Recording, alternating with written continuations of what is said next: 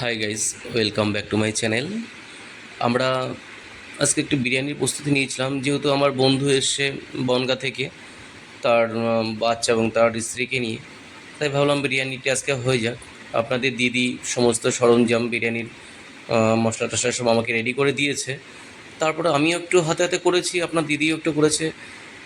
এদিকে মশলাটা ভালো করে মিক্সিতে গ্রাইন্ড করে মশলাটা ভালো করে ভেজে একটু তেলে ভালো করে ভেজে নিতে হবে ওটাকে। তারপরে যে মাংসটা আমরা মেখে রেখেছিলাম সেটাকে কড়াইয়ের মধ্যে দিয়ে দিতে হবে। এবার ভালো অনেকক্ষণ ধরে এটাকে নাড়তে হবে। নেড়ে যখন মাংসটা ভালো সিদ্ধ হবে বা কষানো হয়ে যাবে, তখন আপনারা তো ঘরোয়া তো দেখেছেনই কীভাবে মাংস রান্না করেনি, সেম পদ্ধতিতে করবেন আপনারাও। এদিকে আমার বাবা এবং আমার ছেলে দুজনে মুরগির পা খেতে খুবই ভালোবাসে, তাই আমি ভাবলাম দুটো মুরগির পা দিয়ে দিই, তারা খেতে পারবে। আর এদিকে জল গরমও হয়ে গেছে, আর চাল ভেজানো ছিল সেই চালটা দিয়ে দিয়েছি হাঁড়ির মধ্যে, আমার স্ত্রী দিয়ে দিয়েছে, আপনাদের দিদি। ইতিমধ্যে আমাদের ভাত কমপ্লিট, ভাত গড় দেওয়া হয়ে গেছে। এদিকে আপনাদের দিদি বিরিয়ানির হাঁড়ির তলাতে কিছুটা ঘি মাখিয়ে নিয়েছে। ঘি মাখানোর পরে ভাতটা সুন্দর করে সাজিয়ে দিয়েছে।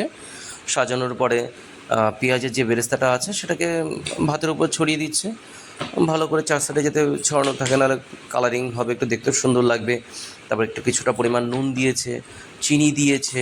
10 টাকার একটা দুধের প্যাকেটও এনেছিলাম, এনে সেই দুধের মধ্যে কেশর দিয়েছি, বিরিয়ানির যে মশলা পাওয়া যায় গোটা মশলাগুলো, সেটাকে বাড়িতে এনে গুঁড়ো করে সেই মশলাটা কিছু সামান্য পরিমাণ দুধের সাথে মিশিয়ে দিয়েছি।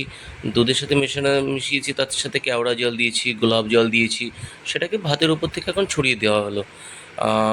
সেটা কয়েকটা লেয়ারে করতে হবে ভাতটাকে। প্রথমে আমরা একটা লেয়ার করে তারপরে ভাতের উপরে সমস্ত মশলা টশলা দিয়ে দিলাম। দেওয়ার পর এখন মাংসটা দিলাম। মাংস দেওয়ার পর আবার কিছুক্ষণ পরে আবার কিছু ভাতটা দিয়ে সমস্ত কিছু দিয়ে একদম ভাত ভর্তি করে, যতটা আছে ততটা সমপরিমাণ ভর্তি করে দিতে হবে। আমাদের পুরো ভাতটাকে একদম এখন আমরা দিয়ে দেবো আস্তে আস্তে। এখন একটু ঘি দিয়ে দেবো সামান্য পরিমাণ।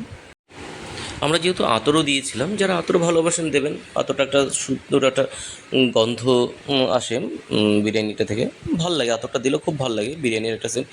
আমাদের পুরো হাঁড়ি ভর্তি হয়ে গেছে, সমস্ত কিছু দেওয়ার পর ভাত দেওয়া হয়ে গেছে। এখন আমাদের বাড়িতে পুদিনা পাতা ছিল, কিছু পুদিনা পাতা নিয়ে এসে পুদিনা পাতাটা ভালো করে ধুয়ে সমস্ত লেয়ারে কম বেশি করে আমরা পুদিনা পাতা দিয়েছিলাম। আমরা হাঁড়ির মুখে ঢাকনা দিয়ে কিছু সময়ের জন্য আমরা দমে বসাবো। দমে বসানোর পরে আমাদের যারা যারা আমাদের বাড়িতে আছে, আমার বাবা, ভাই, আমার আত্মীয় স্বজন যারা যারা আছে, সবাই মিলে একসাথে আমরা খেতে বসলাম। আপনারা আমাদের চ্যানেলটাকে সাবস্ক্রাইব করবেন, দেখবেন, ফলো করবেন, লাইক কমেন্টস করতে ভুলবেন না। আমাদের পাশে থাকবেন। এভাবে আমরা যাতে ব্লগ বা আপনাদের কিছু মনোরঞ্জন করতে পারি, আমাদের পাশে থেকে সহযোগিতা করবেন। সকলে ভালো থাকবেন, সুস্থ থাকবেন, এই কামনা করি। আর আমাদের চ্যানেলটাকে সাপোর্ট করে যান, আমরা যাতে আর একটু এগোতে পারি।